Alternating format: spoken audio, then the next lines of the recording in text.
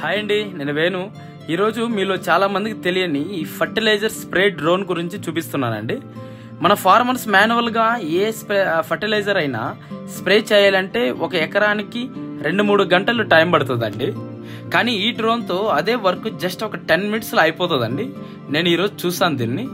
Drone ట్యాంక్లో ఈ fertiliser pesticides ఒకసారికి ఒక 10 లీటర్స్ పాయిల్స్ వస్తుందండి. ఎగ్జాక్ట్ స్పేసింగ్తో క్రాప్స్ మీద స్ప్రే చేస్తుంది ఇది.